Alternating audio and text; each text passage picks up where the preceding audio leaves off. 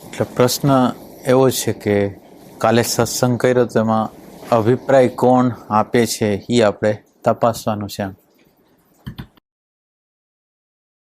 એટલે એક છોકરો હોય એને દાખલાની અમુક રીત બતાવે કે આ રીત મુજબ તારે દાખલો ગણવાનો છે, તો એ રીતને બરાબર એ જાણી લે એટલે એ રીત મુજબ પછી બીજા એવા જેટલા દાખલાઓ આવે એને ગણી નાખે. તો હવે દાખલા તરીકે જેમ આપણે ગાઈડ હોય છે એ ગાઈડની પાછળ જવાબ લખેલા હોય છે. માનો કે એક પ્રશ્ન હોય ને ગાઈડમાં જોઈ લે તો એને શું આવડે.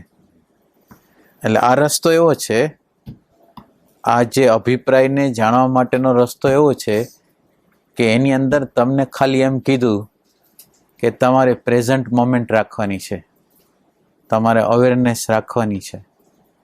હવે આ દાખલો ગણવાની રીત આપી દીધી. હવે દાખલો ગણવાની રીત આપ્યા પછી હવે એ શું કરે છે, કેવી રીતે કરે છે, એ રસ્તે ચાલતા આપણે શોધવાનું છે. હવે જો આપણે એને શોધી નહીં શકી તો મુક્તિ જે લોકો શોધે છે એની હોય છે, એટલે મુક્તિ આપણી નહીં થાય. એટલે હવે આપણને જે રીત રસમ મુજબ આપણને કીધું છે કે પ્રેઝન્ટ મોમેન્ટમાં જ્યારે બને ત્યારે, એટલે એની રીત છે કે અત્યારે આપણે મેમરીમાં જીવી છીએ, સ્મૃતિમાં જીવી છીએ, અનુભવમાં જીવી છીએ, સંસ્કારમાં જીવી છીએ. તો આપણે અત્યારે જેમાં જીવી છીએ એ જગ્યાની અંદર અભિપ્રાય આપનાર જીવન છે અને જીવંત રહેશે. એટલે આ તથ્ય છે કે જ્યાં સુધી આપણે સ્મૃતિના માળખામાં, અનુભવના માળખામાં રહેશું ત્યાં લગીને અભિપ્રાય રહેશે. અભિપ્રાય છે એ અહંકારનું હોવાપણું છે. અભિપ્રાય જ્યારે તમે આપો છો ત્યારે તમારું અહંકારનું એમ લાગે છે કે હું કંઈક છું. તો હવે એ કેમ રહે છે, શું કામ રહે છે? અહંકાર છે એ પોતે બનેલો છે બહારથી. અહંકારનો જન્મ છે એ બહારથી થયો છે, બહારના શબ્દથી, બહારના સ્પર્શથી, બહારના રૂપથી, બહારના રસથી, બહારના ગંધથી એનો જન્મ થયેલો છે. હવે એનો જન્મ થયેલો છે એટલે બહારનું મટીરિયલ છે એનું બહારનું જે ઇમ્પ્રેશન ફૂડ છે એનું અહંકારનું મટીરિયલ છે. હવે એ કોઈ જગ્યાએ જો અભિપ્રાય નહીં આપે તો એનો અર્થ એવો છે કે મરી ગયો છે. એટલે અહંકારને જો જીવન જોતું હોય તો અભિપ્રાયથી જીવન હોય છે. એટલે હવે આપણે એમ કહી કે કેમ છે એ અભિપ્રાય કેમ આપે છે, તો એનું કારણ એટલું જ છે કે અભિપ્રાય એટલા માટે આપે છે કે પોતાના સાચા સ્વને જાણતો નથી. સાચા સ્વને જાણે તો અહંકારનું વિસર્જન કરે, પણ જ્યાં લગીને સાચા સ્વને જાણતો નથી એટલે ખોટા સ્વને હું માને છે. એટલે બહારની જે ઇન્ફોર્મેશન આવેલી હોય છે એને હું માને છે, અને જે પ્રકાશક હોય છે એને કંઈ પોતાનું હું માનતો નથી. એટલે આ જે વસ્તુ થઈ છે એ અજ્ઞાન દ્વારા થઈ છે. અભિપ્રાય આપવાની જે વસ્તુ છે એ અજ્ઞાનમાં જ થઈ છે. એટલે જ્યાં સુધી આપણી અંદર અંધકાર હોય, અજ્ઞાન હોય, તમસ હોય, ત્યાં લગીને અભિપ્રાય, અહંકાર છે પોતે પ્રગટ થશે અને પોતાનો અભિપ્રાય આપશે. પણ આની અંદર કોઈ એવું જાગૃત થશે કે આ અહંકારનું મારે વિસર્જન કરવું છે, તો પછી એને પોતાને દાખલો ગણવો પડશે. પોતાને દાખલા ગણવા માટે પ્રતિક્ષણે પ્રેઝન્ટ મોમેન્ટમાં જીવવું પડશે. જ્યાં સુધી પોતે વર્તમાન ક્ષણની અંદર નહીં જીવે ત્યાં સુધી આ અભિપ્રાય કેમ આપે છે, કોણ આપે છે, એ બધું ઓળખાવાનું નથી. અને કોઈ માનો કે કહી દે કે અભિપ્રાય છે, નિરીક્ષક આપે છે, અહંકાર આપે છે, એના દ્વારા આપણા પ્રશ્નનું સોલ્યુશન થતું નથી. એટલે આપણા પ્રશ્નના સોલ્યુશન માટે એ આપણે ગોતી કાઢવાનું છે કે કોણ આપે છે, અને એના માટે પ્રત્યેક ક્ષણે આપણે સ્મૃતિનું જે માળખું છે એની બહાર આપણે નીકળી જવાનું છે. અને સ્મૃતિના માળખાની બહાર નીકળી જવું હોય તો આપણે શું કરવું જોઈએ? માનો કે આપણે સ્મૃતિના માળખાની બહાર નીકળવા માંગી છે આપણે, તો આપણે શું કરશું? શું કરશું? વર્તમાન દ્વારા શું ખરેખર નીકળી જશું આપણે? ના, એટલે વર્તમાનમાં એવું કંઈક છે કે એના દ્વારા બહાર નીકળી જશું? વર્તમાનમાં શું છે કે જેથી આપણે બહાર નીકળી જશું?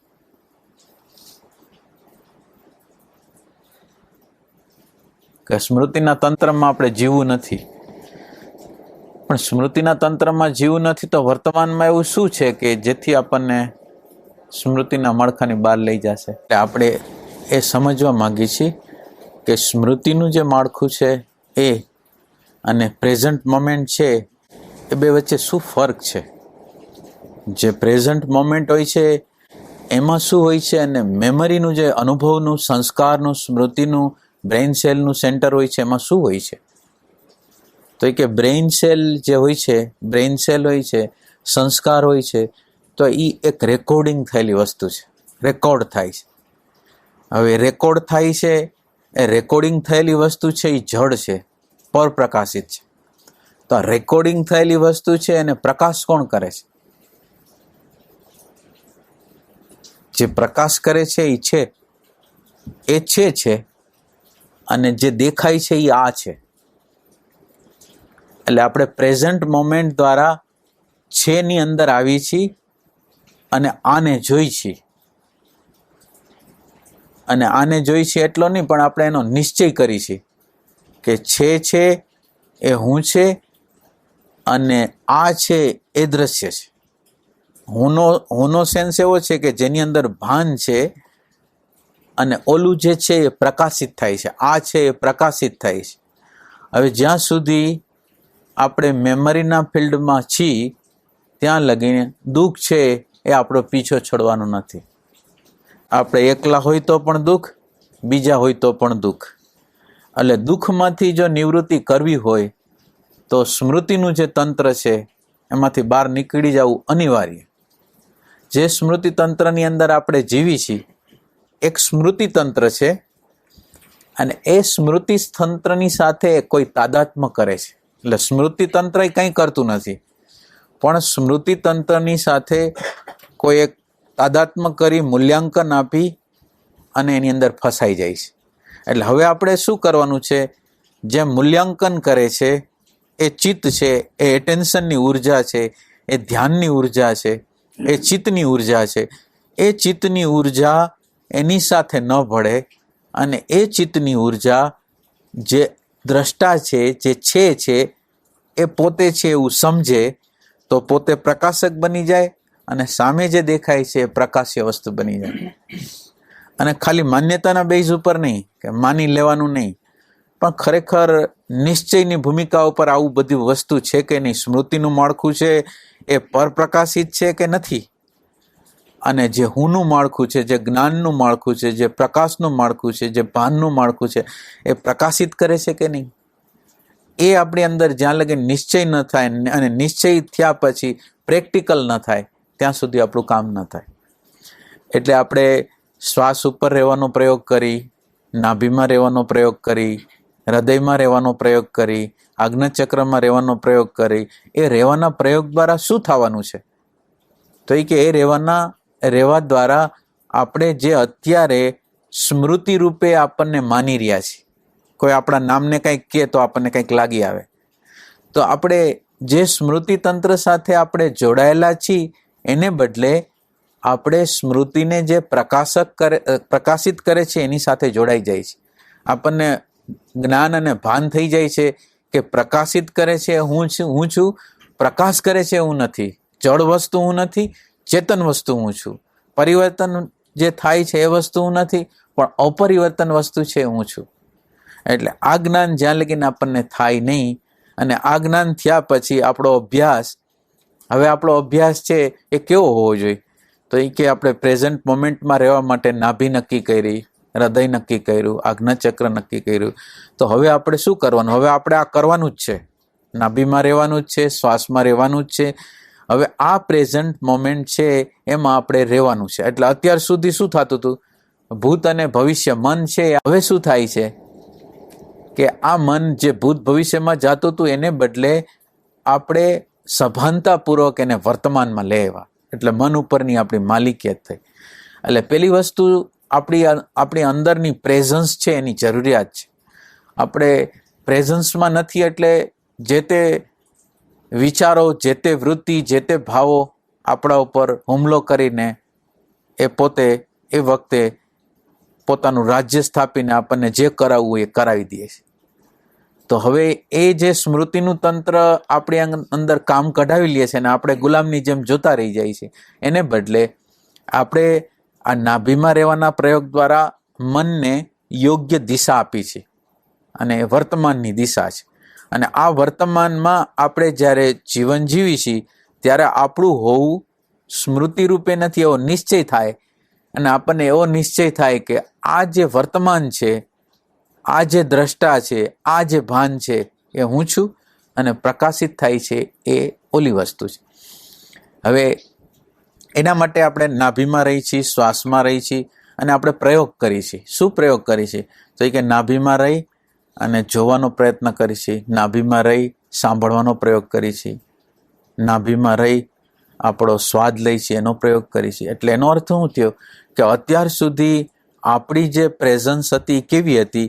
તો એ કે તાદાત્મ્યવાળી પ્રેઝન્સ હતી. આપણે તાદાત્મ્ય, સ્વાદ હતો તો સ્વાદમાં તાદાત્મ્ય કરી લેતા હતા, અવાજ સારા ગીત આવતા હતા તો એની અંદર તાદાત્મ્ય કરી લેતા. તો કે હવે તાદાત્મ્ય નહીં થાય, બે ડિવિઝન થઈ ગયા. એક ડિવિઝનની અંદર એક ડિવિઝન એવું થશે કે પ્રેઝન્સ છે એ એટલે સાંભળનાર, અને બીજી વસ્તુ જે સંભળાય છે તે. એટલે પહેલી જ વખત સાંભળનાર પ્રગટ થયો છે એટલે સાંભળવાની યોગ્ય પ્રોસેસ છે એ થવાની છે, જોવાની જે યોગ્ય પ્રોસેસ છે એ થવાની છે. અને એ પ્રયોગ કરીને આપણે પ્રયોગ કરી છીએ કે આ નાભીમાં રહી છીએ અને જોવાનો પ્રયાસ કરી છીએ, નાભીમાં રહી છીએ, સાંભળવાનો પ્રયાસ કરી છીએ. અને આ સાંભળવા દ્વારા હવે આપણને શું થશે? હવે આ પ્રયોગ આપણે કરી છીએ તો આ પ્રયોગ દ્વારા આપણને અંદર શું થશે? તો એ કે આપણને એવું થશે કે આમ રહેવા જાશું તો આખે આખા આમ આવી જશું, હુંમાં આવી જશું. અને આમ દ્રશ્યની અંદર જો આપણી સુરતા વહી ગઈ તો આપણે આખે આખા ખોવાઈ જવાના. તો આપણે પ્રયોગ કરવાનો છે, અહીંથી ખસવું નથી અને મારે જોવાનું છે. આ નિરંતર જો આપણે પ્રયોગ કરતા રહેશું તો શબ્દ વગરની વસ્તુ શું છે અને શબ્દ અને વિચારવાળી વસ્તુ શું છે એની આપણને પ્રતીતિ થશે. જ્યારે આ બે એરામાં જ્યારે હોય છે ને ત્યારે કોઈ પણ પ્રકારનો શબ્દ અને વિચાર હોતો નથી. એટલે એની સામે ભાન નામનું તત્વ છે ને સામે પ્રકૃતિનું તત્વ છે, વચ્ચે કોઈ સ્મૃતિનું તંત્ર નથી. એટલે આપણે જે પ્રયોગ કરવા માંગીએ છીએ એ આત્માને જાગૃત કરવા માંગીએ છીએ, આત્માને આપણી અંદર જાગરણ કરવા માંગીએ છીએ કે આત્મા જો જાગે અને આત્મા જો જોવે તો વસ્તુ જેવી છે એવી દેખાય. એટલે જેવી છે એવી દેખાય એના માટે આપણે શું પ્રયોગ કરીએ છીએ? તો એ કે વર્તમાનનો એરો છોડ્યા વગર કોઈ વસ્તુને સાંભળવા, સ્પર્શ કરવા, ગંધ લેવા માટે આપણે પ્રયાસ કરીએ છીએ.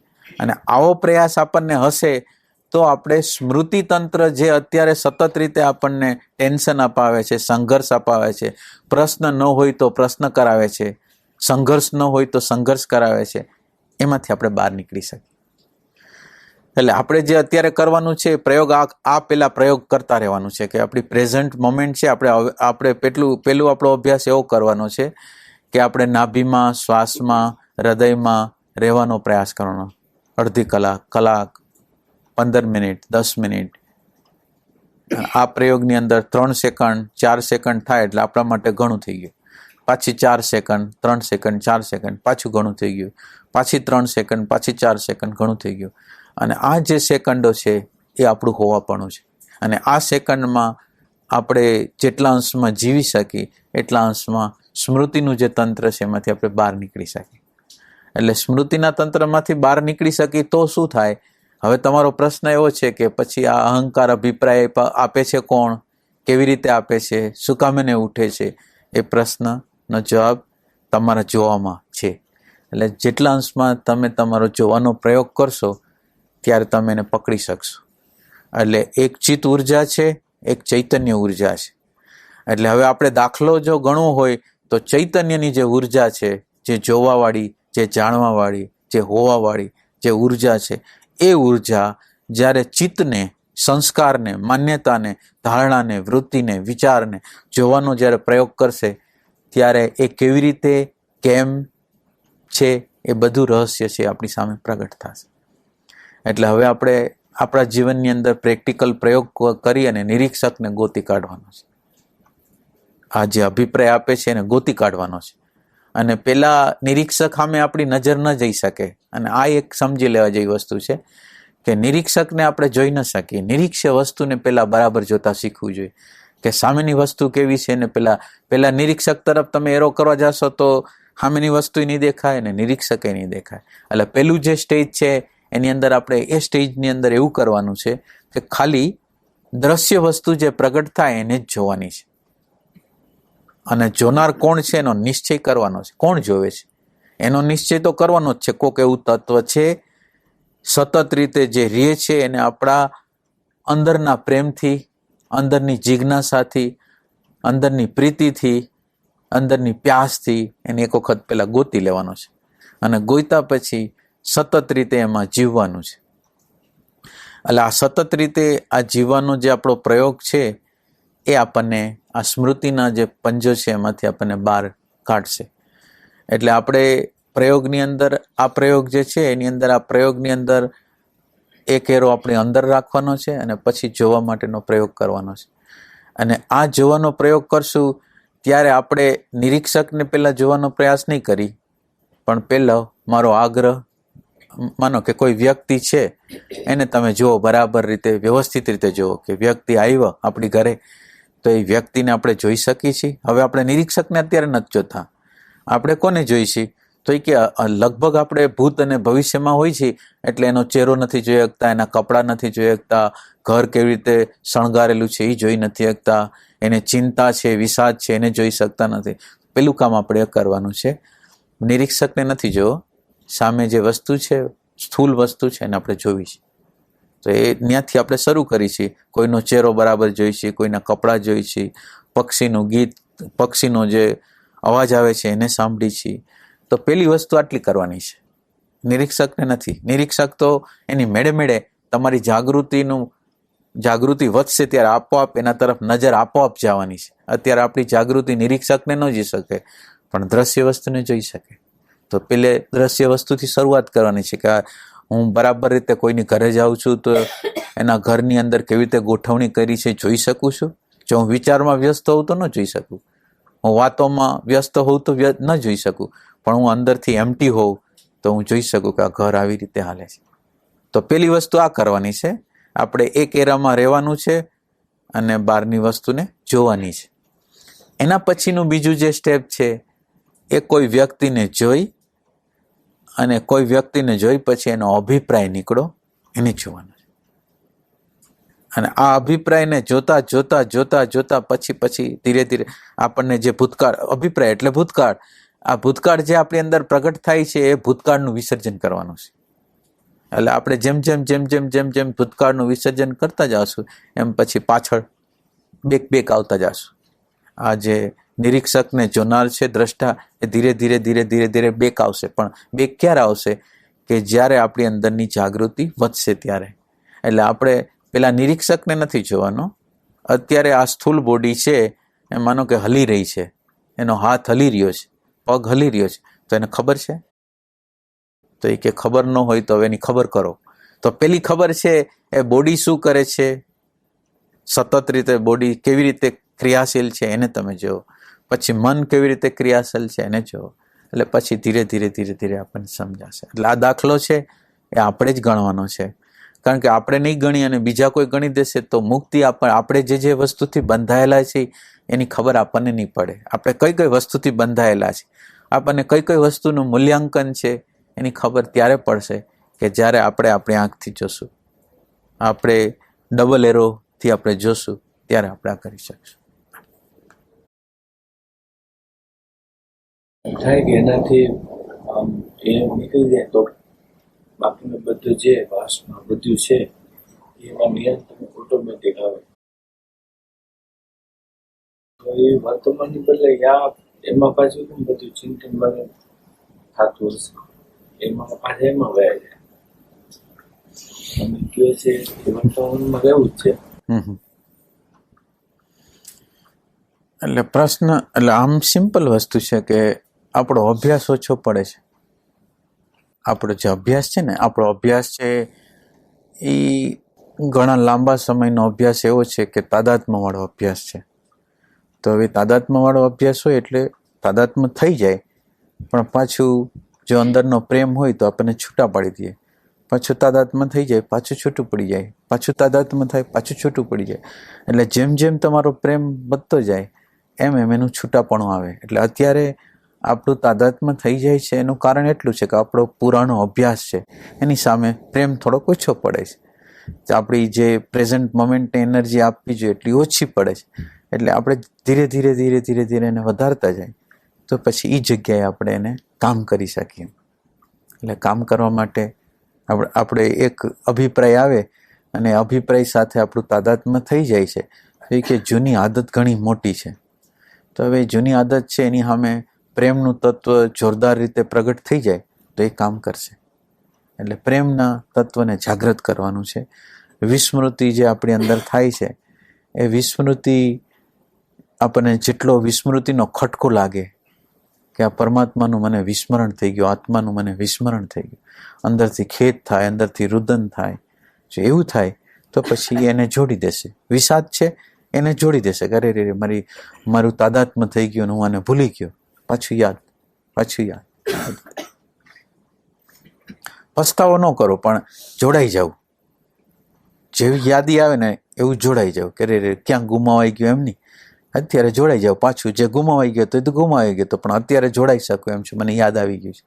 એવી રીતે આપણે જોડાતા રહીએ ને તો ધીરે ધીરે ધીરે આ જે સમયનો જે સ્પાન છે ને એને આપણે કવર કરતા જાય આપણા પ્રેમ દ્વારા, આપણી સ્મૃતિ દ્વારા, આપણા સ્મરણ દ્વારા. એને ધીરે ધીરે ધીરે ધીરે આપણા જીવનની અંદર સતત રીતે એ આપણા ચિત્તની અંદર રહે એવી આપણે પ્રયાસ કરી શકીએ પ્રેમ દ્વારા.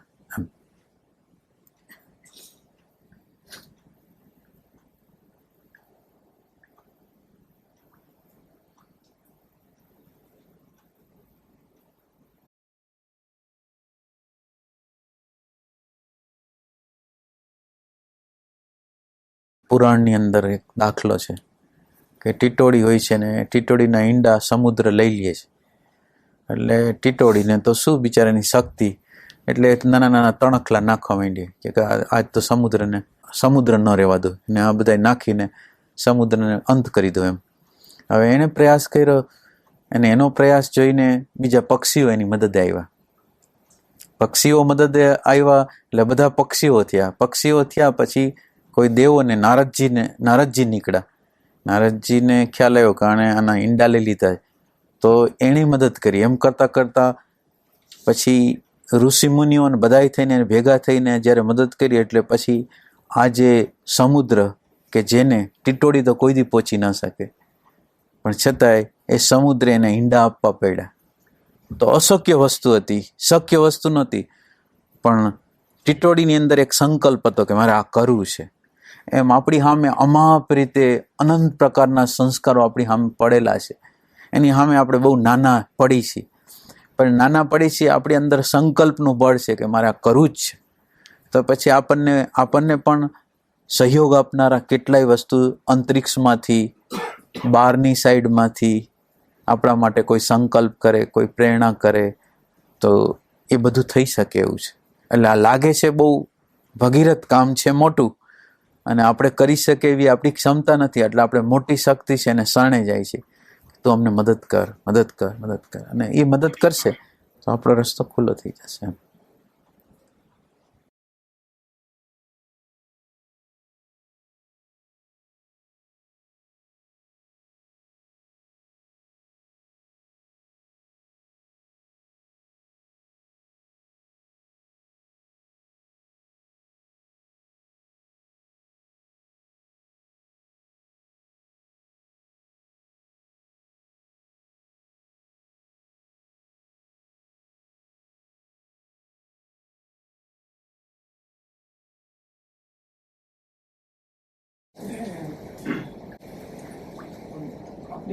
પોતાની એક સેલ્ફ ઇમેજ હોય,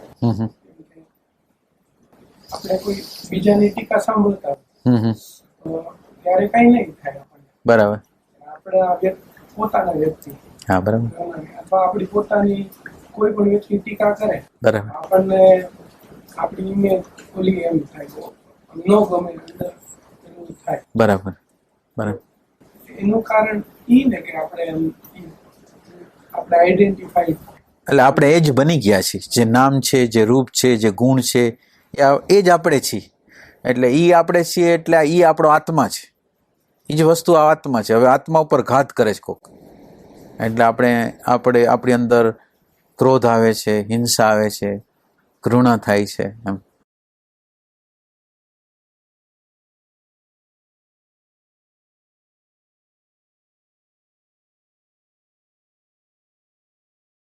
આપણે એ વસ્તુ જ બની ગયા છીએ. એમ આપણી ઇમેજ છે એ જ આપણે બની ગયેલા છીએ. એમ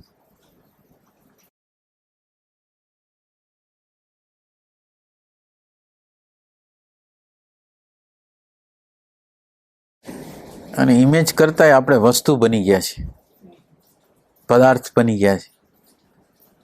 પૈસાની કોઈ ખોટ આવે તો મને હાર્ટ એટેક થઈ જાય. કોઈ વસ્તુ, કોઈ વ્યક્તિ આપણે આજુબાજુના સંબંધમાં હોય એને કંઈક થઈ જાય તો આપણને કંઈક થઈ જાય. એટલે આપણો આત્મા તો બહારનો પદાર્થ, બહારની વસ્તુ, બહારની વ્યક્તિ થઈ ગઈ છે, જેના દ્વારા કહે છે ને એક ઓલો રાક્ષસ હોય છે, એ રાજકુંવરીને લઈ જાય છે. આપણે છોકરાઓને એક કહાની કહેતા નાનપણની અંદર, અને પછી એને રાક્ષસ લઈ જાય, પછી રાજકુંવર એને ગોતવા માટે જાય છે રાજકુંવરીને, અને જડી જાય છે. એટલે એ એમ પૂછે છે કે રાક્ષસને તું એમ પૂછી લે કે તારો જીવ ક્યાં છે, શું કરે તો તારો જીવ વયો જાય. પછી રાક્ષસ એમ કહે છે કે આ પોપટને મળી નાખે ને ગળું એટલે હું મરી જઈશ. એમ માણસને પૈસાને મળી નાખે તો માણસ મરી જાય, ઇમેજને કંઈક કરી નાખે તો માણસ મરી જાય. તો માણસનો જે આત્મા છે એ આ છે, વસ્તુ છે, પદાર્થ છે. એમ ઇમેજ છે.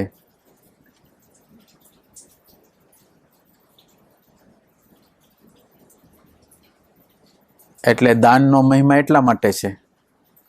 પૈસો આત્મા હોય, વસ્તુ આત્મા હોય તો આત્માને તમે આપો. પહેલા તમને જે ગમતું એ આપો તમે, એટલે તમે આત્માને જ આપો છો. એટલે આપણો આત્મા અત્યારે સ્થૂલ છે, પૈસા રૂપે છે, વસ્તુ રૂપે છે, પદાર્થ રૂપે છે. તો હવે તમે નાની વસ્તુ આપો, તમે તમારો આત્મા આપ્યો છે. એટલે ત્યાંથી શરૂઆત કરવાની. પછી તમે તમારી માન્યતાને આપો, તમારી ધારણાને આપો, તમારા સિદ્ધાંતને આપો, તમારા અહંકારને આપો. એટલે છેલ્લું સ્ટેપ છે એ અહંકારનો. એટલે દાન બધા કરતા હોય છે. એ દાનનો અર્થ એટલો જ છે કે આપણો અત્યારે આપણે પૈસા આત્મા છે, પદાર્થ આત્મા છે. તો હવે એમાંથી તમે એક નાનકડો હિસ્સો આપો તો તમે તમારા આત્મામાંથી કંઈક જતું કરવાની શરૂઆત કરી. કાલ તમે તમારી માન્યતાને આપશો, કાલ ધારણાને આપશો, કાલ અહંકારને આપશો. એટલે એની રીત છે. દાનનો અર્થ એમ છે કે અહંકારને સંપૂર્ણ આપી દે, સાચું દાન.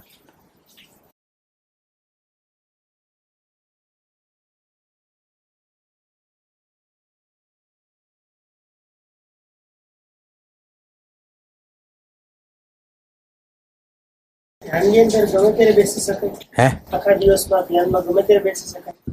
એટલે ટાઈમ હોય? એટલે ધ્યાનમાં બેસતા પહેલા પૂર્વ ભૂમિકા એક જોઈ. ધ્યાનનો અર્થ શું થાય કે આપણે શાંતિથી બેસવા માંગીએ છીએ, એટલા માટે પહેલા પૂર્વ ભૂમિકા કરવી જોઈએ. પૂર્વ ભૂમિકા એટલે શું થાય? આપણું મન, માનો કે તમે ધંધો કરીને આવ્યા છો, તમે બીજું કેટલું કરીને આવ્યા છો, કેટલાય કામ કરીને આવ્યા છો, સગા સંબંધીને મળીને આવ્યા છો, કોઈ ઓફિસમાં કોઈને મળીને આવ્યા છો, તમારી અંદર એક વિચારોની આખી ઝાડ હાલે છે. એટલે તમે તાત્કાલિક રીતે ધ્યાનમાં બેસવા જાઓ તો તમારે કોન્ફ્લિક્ટ થાય. એટલે કોન્ફ્લિક્ટ થાય એટલે શરૂઆતની અંદર એનું એક બેકગ્રાઉન્ડ બનાવે. બેકગ્રાઉન્ડ શું બનાવે કે એક અગરબત્તી કરી, પછી એક ભજન સાંભળ્યું, પછી ઓમકારનો ધ્વનિ કર્યો. એટલે બહારનું વાતાવરણ હોય ને એ ધીરે ધીરે ધીરે ધીરે ધીરે શાંત થતું જાય. અને બહારનું વાતાવરણ શાંત થઈ ગયા પછી તમારે જે વિચારોની ધારા હોય ને કપાઈ જાય. અને વિચારોની ધારા કપાઈ જાય તો પછી તમે શાંતિથી ધ્યાન કરી શકો. અને ધ્યાનનો અર્થ આપણે એટલું જ છે કે ભલે 5 મિનિટ બેસું, 10 મિનિટ. આ દુનિયામાં હવે મારે 10 મિનિટને માટે કાંઈ આ દુનિયાની કોઈ વસ્તુ મારે જરૂરિયાત જ નથી. 10 મિનિટને માટે મારે આ દુનિયા મારા હંમેશને અત્યારને માટે કપાઈ ગઈ છે. હવે મારે કાંઈ કરતાં કાંઈ કામ કરવું શેષ નથી. એવા ભાવથી રિલેક્સ થઈને ધ્યાન એટલે કોઈ આપણે ફાઇટિંગ કરવાની હાલતમાં નહીં. હાવ રિલેક્સ, કંઈ કરવું નથી, કંઈ કરવું નથી, કંઈ કરવું નથી, કંઈ કરવું. એટલી શાંત. અંદરના આપણા આ બોડી છે એના એક એક પાર્ટને તમે પહેલાં રિલેક્સ કરી દો. આ જે આપણા બોડીના પાર્ટો છે ને એની અંદર જુદા જુદા પ્રકારની ક્રિયાઓ દ્વારા તણાવ પેદા થયેલો છે. તો જે તણાવ પેદા થયેલો છે એને પહેલાં રિલેક્સ કરો. તમે આખી બોડી છે એમાં અંગૂઠાથી શરૂ કરો, અંગૂઠાથી શરૂ કરો અને 30 સેકન્ડ, 20 સેકન્ડ, 10 સેકન્ડને માટે એ જગ્યા ઉપર તમે તમારું કોન્સન્ટ્રેશન કરો. કોન્સન્ટ્રેશન કરશો એટલે આમ તમતમાટી થશે. જે જગ્યાએ કરો એ જગ્યાએ એનો આપણને કંઈક પ્રકારનું ફિલિંગ થાય અને ખાલી તમે એમ થયો કે રિલેક્સ થઈ જાય છે, રિલેક્સ થઈ જાય. એમ કરતાં કરતાં કરતાં આખી બોડીને રિલેક્સ કરી દો પહેલાં. એટલે કોઈ તણાવ નહીં, કંઈ નહીં. પછી તમે ધ્યાન કરો. અને ધ્યાન ગમે ત્યારે કરી શકાય એવું નહીં. ધ્યાન ગમે ત્યારે, પણ એક વસ્તુ છે કે ખાધા પછી ધ્યાન ન થાય. એટલે સામાન્ય ધ્યાન થાય, વિશેષ પ્રકારનું તમે પદ્માસન કરીને એવું ધ્યાન ન થાય. ઓમ ધ્યાન થાય, બીજી તમે અંદરના જપ કરી શકો, પણ જયમાં હો એટલે પચાવવાની એક પ્રક્રિયા થતી હોય અને એમાં આપણી ઉર્જા જતી હોય. એટલે એ રીતે આપણે જોવાનું છે. અને બીજું એની અંદર હવે માનો કે સારો સમય તો સવારનો હોય છે, સંધ્યાકાળ હોય છે. હવે માનો કે આપણને અનુકૂળ હોય તો એ સમયે આપણે બેસી શકીએ તો પ્રકૃતિની જે શાંત અવસ્થા છે એનો લાભ મળે. પણ માનો કે આપણને એવો સમય નથી મળતો તો કોઈ પણ સમય, અને કોઈ પણ સમયે તમે બેસી જાઓ તો એમાં કોઈ વાંધો નથી, કોઈ વાંધો નથી. અને પછી એ સમય છે, તમે 1 દિવસ બેસો, 2 દિવસ બેસો, 3 દિવસ બેસો, મહિનો બેસો, 2 મહિના, એટલે પછી એ તમારું એક વાઇબ્રેશન બની જાય. એટલે જ્યારે માનો કે 5 વાગે બેસો છો તો 5 વાગે તમને આપોઆપ અંદર અંતર્મુખ થઈ જાઓ. તમારે ન થવું હોય, 3 મહિના કર્યા હોય પછી તમે અંતર્મુખ નથી થવું તો પણ એ આપોઆપ થઈ જાય. એટલે આ પ્રેક્ટિસ છે એ બહુ ઉપયોગી છે. દરરોજ રેગ્યુલર પ્રમાણમાં જો માણસ કરે તો એનું પરિણામ આવે. એટલે આ છે ને નિયમ હોય ને, એને શરૂઆતમાં નિયમ હોય ને એને જડતાપૂર્વક પકડી રખાય કે આ ધ્યાન કલાક કરવું છે, અડધી કલાક કરવું છે, 20 મિનિટ કરવું છે. એટલે ત્યાં લગીને આપણે જમવું નથી, ખાવું નથી, ચા પીવો નથી. આવો નિયમ જો આપણે બનાવેલો હોય ને તો ધ્યાન હંમેશા ટકે. નકર ધ્યાન થોડાક દિવસ હાલે, 10, 15, 20 દિવસ હાલે પછી ઉડી જાય. એટલે નિયમ છે એ સ્ટાર્ટિંગની અંદર બહુ અનિવાર્ય વસ્તુ છે કે આપણે આ વસ્તુ ધ્યાન લગીને આપણું ધ્યાન સવારનું નહીં થાય ત્યાં લગીને આપણે જમશું નહીં, સાંજનું ધ્યાન નહીં થાય ત્યાં લગીને જમશું નહીં. તો કામ થાય, પણ એમ કે હાલશે હવે તો નહીં થાય.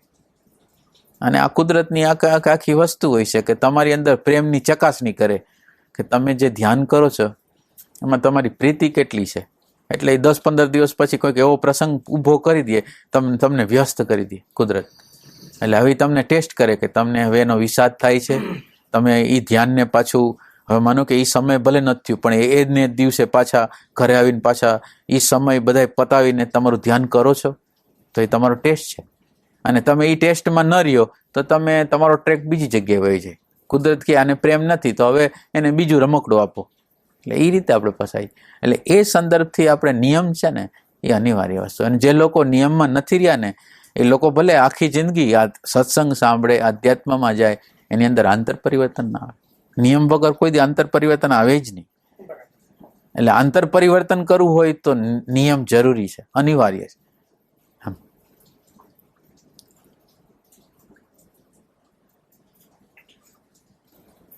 આ ટેસ્ટની વાત બહુ અનુભવમાં આવે એવી છે.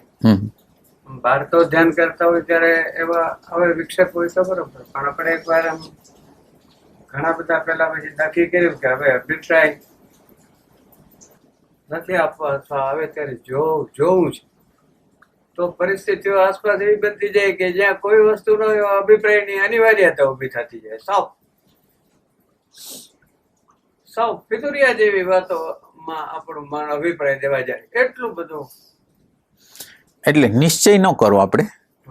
આપણે નિશ્ચય એવો કરો કે વર્તમાનમાં જીવવું છે પણ અભિપ્રાય નથી આપવો એવો નિશ્ચય ન કરો. એક વસ્તુ આપણે જ્યારે હોય ત્યારે વર્તમાનમાં એમાં શું થાય, અહંકાર કોઈ પણ પ્રયાસ કરશે ને તો એને ફટકા બહુ લાગશે. એટલે અહંકારને તો આ સાધના અહંકારને નથી કરવાની. સાધના જો અહંકાર કરશે તો એનું પરિણામ તો આવશે જ નહીં. એટલે હવે સાધના જે કરે છે એ પોતાના બળથી કરે છે કે બીજા કોઈના બળથી કરે છે?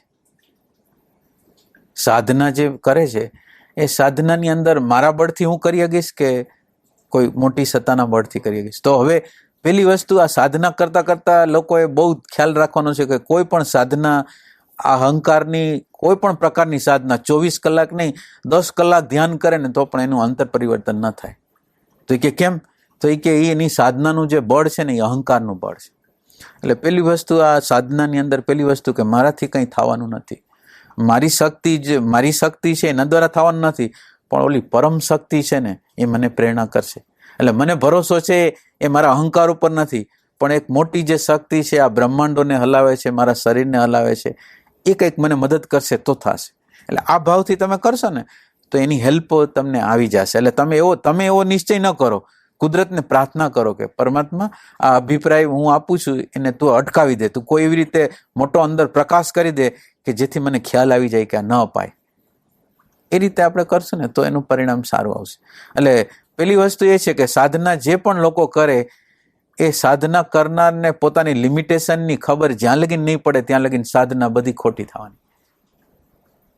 સાધના છે એ મારા દ્વારા તો થઈ જ ન શકે, હું ગમે તે કરું ને મારા દ્વારા કોઈ કરતા કોઈ રસ્તા જ ન હુજે, અને રસ્તા હુજે તો આડાવડા જ. હું ભલે 10 કલાક ધ્યાન કરું, 20 કલાક ધ્યાન કરું, મારા અહંકારના ખાતામાં જમા થાય, અને મારાથી ભલે ધ્યાન ન થાય, મારાથી કાંઈ ન થાય, પણ અંદર સતત રીતે મને વિષાદ રહે કે પરમાત્માનું ભજન થતું નથી, પરમાત્માનું ભજન થતું નથી, પરમાત્માનું ભજન થતું નથી. તો એ પરમાત્માના ભજનમાં છે, અને જે ભજન કરે છે એ અહંકારના ભજનમાં છે. એટલે બે વસ્તુ ધ્યાન રાખવાની કે આપણે જે ભજન કરી છે એ કયા ખાતામાં આપણે ખતવી નાખી છે. અહંકારના ખાતામાં જો, એટલે એક મોટી શક્તિ સાધક એને જ કહેવાય કે જેને એવી આંતર પ્રતીતિ થઈ છે કે એક મોટી શક્તિ, મોટી સત્તા, ચાહે અંદર હોય ચાહે બહાર હોય, મારા આત્માના રૂપમાં હોય તો ભલે, અને બહાર પરમાત્માના રૂપમાં હોય તો પણ ભલે, પણ એ છે એવી શક્તિ છે કે જે આખા વિશ્વનું કેન્દ્ર છે. એવી એક શક્તિ છે, અને એ શક્તિ જો મારી ઉપર કૃપા ન કરે તો હું ચાલી જ ન શકું. એટલે સાધકને આટલી ખબર ન હોય એ સાધક ન કહેવાય. જે હંમેશા ક્રિયાકાંડ, કર્મકાંડ કરતો રહેતો હોય એને સાધક ન કહેવાય. પણ જેને અંતર રીતે પ્રતીતિ થઈ ગઈ છે કે અંદર આત્મા છે અથવા બહાર પરમાત્મા છે, એવી મોટી વિશાળ જબરજસ્ત અમાપ શક્તિ છે કે એની મદદ જો મને ન મળે તો હું આ રસ્તો કાપી ન શકું. આ વસ્તુ જે સાધકને ખબર ન હોય એ સાધક જ નથી. એટલે પેલી વસ્તુ સાધકની અંદર એવી હોવી જોઈએ કોઈક શક્તિ છે અને એ શક્તિને શરણે, પછી એ શક્તિનું નામ ભક્ત લોકો ભગવાન આપે અને અજ્ઞાની લોકો આત્મા આપે. પણ આત્મા છે એ શરીર નથી, આત્મા છે એ મન નથી, આત્મા છે એ બુદ્ધિ નથી, આત્મા છે એ અહંકાર નથી, પણ એનાથી પારની વસ્તુ છે. તો એ વસ્તુને હું શરણે જાઉં છું, અને પરમાત્માને શરણે જાઉં છું. પરમાત્મા મને મદદ કરામાં મદદ કર તો એની મદદ થશે.